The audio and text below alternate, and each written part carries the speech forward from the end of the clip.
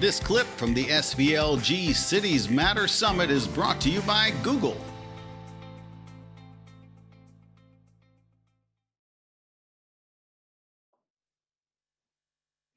Good morning, and thank you, Dave. It's so good to see you and hear you.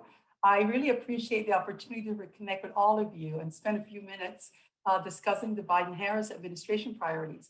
But first, I hope that you're all doing well. It's been challenging times, and let's take the time to process and find some peace in this moment because the opportunities are right in front of us. Let me just say that the American Jobs Plan is one of those opportunities, and our work to restore equity through transportation.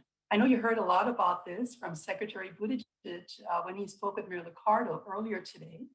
And I am very optimistic because I truly believe that the president's focus on vaccination rollout and his commitment to supporting infrastructure and particularly restoring equity in transportation decision making are all coming together into a place that's going to help us transform transportation and transform our communities. You know, it was in early March when the president signed the American Rescue Plan into law. And it provides $43 billion to the Department of Transportation in immediate relief for American workers so that we can help communities that are struggling in the wake of the COVID-19 and send targeted assistance to our transit system so that they can keep running through their communities. And I know you've read a lot about this, but I take a lot of pride in saying that the $43 billion 30.5 billion under that plan will be administered by the Federal Transit Administration to continue supporting public transit. The funding has made possible transit agencies to provide a lifeline to these agencies across the country and give the support that is needed so that critical services like getting frontline workers to their jobs and Americans to their vaccination appointments, transit has played such a critical role helping people get to these sites. The plan is to provide relief for transit. That is what the American Rescue Plan stands for. The American Jobs Plan is to provide funding for transit's future. So when the president announced the American Jobs Plan on March 31st, there's the trillion in transformation of our infrastructure included modernizing tens of thousands of highways, roads, and main streets across America, installing about 500,000 electric vehicle charging stations, investing billions in our airports and seaports. And let me be particularly clear and highlight that it doubles federal funding for transit. In fact, the plan provides $85 billion to modernize and expand public transportation. And it was going to help transit agencies replace thousands of buses and rail cars and repair hundreds of stations. It's also going to help expand transit and rail into new communities. So while we live in the wealthiest country in the world, and Silicon Valley is one of the wealthiest regions in the US, as a nation, we rank 13th when it comes to overall quality of our infrastructure. So like everywhere else, the Silicon Valley's infrastructure is also lagging. Not all of your transportation systems or other infrastructure is in the best state of repair. And in the Bay Area, there are large state of good repair backlogs at transit agencies. Just for example, I'll call some of the agencies in this area. BART has reported a backlog of approximately $5.5 billion over a 5-year period. So of that $5.5 billion, about $1.2 billion has been identified and secured to meet those needs. That means that there's a $4 billion gap.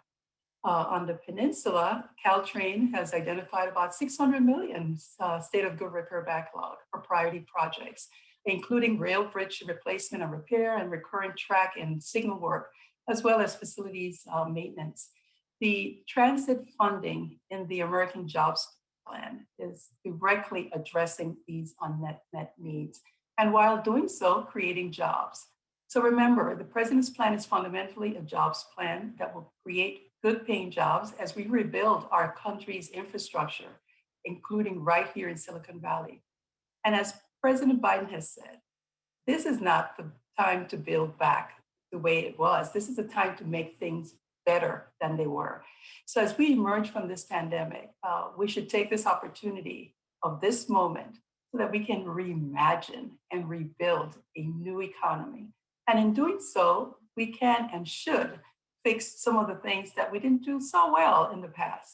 We can start focusing on making infrastructure decisions that lift up people and connect communities that have been historically underserved and overburdened so that they can reach and have access to jobs and opportunities rather than making investments that result in physical barriers that divide communities and create transit deserts. Too often, the past investments ignore the people most in need of affordable transportation. And too often, those investments also divided communities. We have examples like Interstate 5 dividing the Boyle Heights neighborhood in LA, or Interstate 980 in Oakland, which cut off West Oakland from the downtown core. Those of you who know me know that a big part of my commitment to transit is to connect it to equity. Public transportation is the greatest equalizer. It allows everyone to get to jobs, schools, services, and social activities, regardless of whether they own a car or not. Infrastructure can also divide communities and displace communities of color. So instead, under the Biden-Harris administration, what we want to do is to build transportation systems that are going to provide access to opportunities. And with the right investment, transit can better connect people and people to places. Hundreds of people of color are twice as likely to take public transportation. And what we see in this American Jobs Plan is a support for bus and rail service in new communities and neighborhoods. In fact, it provides $20 billion for a new program that will reconnect neighborhoods cut off by gentrification and inequitable investments. It will ensure new projects promote access, increase opportunities, and advance environmental justice. So in short, the American Jobs Plan will give transit riders and those who want to use transit a new future by doubling federal funding on top of existing programs.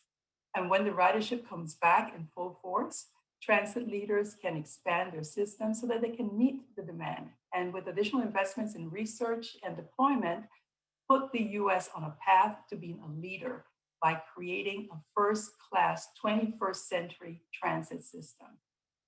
So of course, Silicon Valley has a force for innovation for decades. This is where innovation, this is the cradle. This is where innovation is born that transforms the world, and including transportation technology. And although all innovation are not scientific discoveries, they do bring efficiencies. And I just want to spend a few minutes on the Caltrain's rail modernization project, because through the application of electrifying the technology, it's going to speed up commuter rail. It's going to reduce carbon emissions, and it's going to improve services and focus on safety. This investment is innovative because it achieves and provides a living example that investment in infrastructure is more important than ever. On his first day in office, the president reaffirmed the federal government's commitment to eliminate systemic racism by signing an executive order that advances racial equity and support for underserved communities. And that comes hand in hand with our infrastructure plan. So while we're looking to deliver a once-in-a-century investment, equity has a major place in our transportation policy. So what does that mean for Silicon Valley?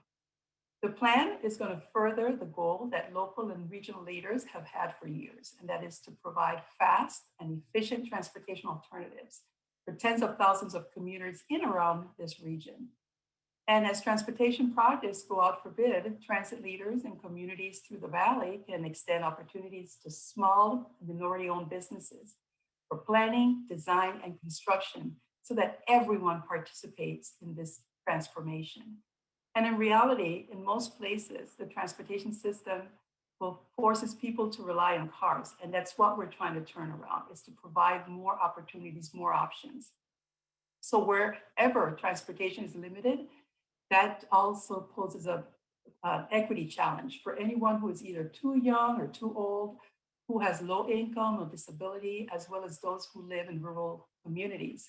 were lacking transit or have limited access to cars. And that's why it's so important that as we think about this infrastructure plan and that as we think about the investments, that we start thinking about those gaps and how we start to close them. So building back better means addressing all of those needs. So as we have a once in a generation opportunity to make smart investments in our nation's infrastructure, investments that will bring us closer together, we need to create those opportunities soon so that we can also address the climate change. So before I close and take a few questions from Ahmad, who I can't wait to see, I want to express to all of you that I hope you continue to be safe and you stay well.